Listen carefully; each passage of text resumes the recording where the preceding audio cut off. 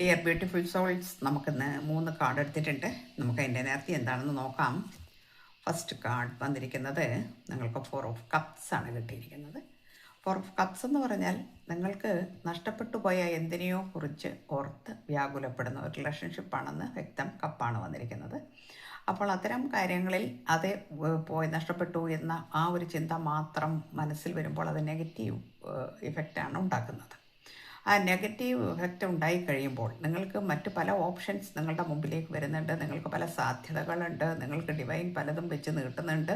ഇതൊക്കെ ഉണ്ടെങ്കിലും നിങ്ങളതൊന്നും ശ്രദ്ധിക്കുക പോലും ചെയ്യാതെ ഈ ഒരു നെഗറ്റീവിൽ മാത്രം ജീവിക്കുന്നു എന്നാണ്. ഓക്കെ, അത് നിങ്ങളുടെ ഒരു കരിയറിനെ ആയാലും ശരി, നിങ്ങളുടെ റിലേഷൻഷിപ്പിനെ ആയാലും ശരി, നിങ്ങളുടെ ജീവിതത്തെ ആണെങ്കിലും ശരി, അത് വല്ലാതെ ബാധിക്കുന്നു എന്നാണ്.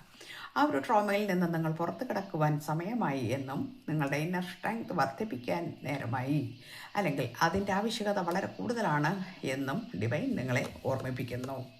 അപ്പോൾ നമ്മളെന്നും ഈ നെഗറ്റീവ് അടിച്ചുകൊണ്ടിരിക്കുന്ന ആൾക്കാർ വളരെ ശ്രദ്ധിക്കണം. കാരണം നമ്മുടെ ജീവിതത്തിൽ എപ്പോഴും ഒന്നും അവസരങ്ങൾ നമ്മുടെ മുമ്പിൽ എത്തില്ല.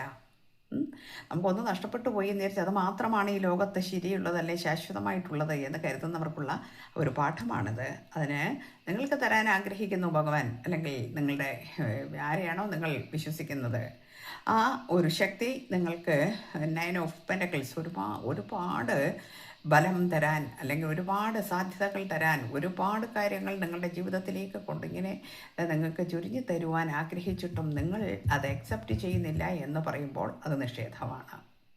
ആ നിഷേധത്തിനെ മാറ്റിവെക്കൂ.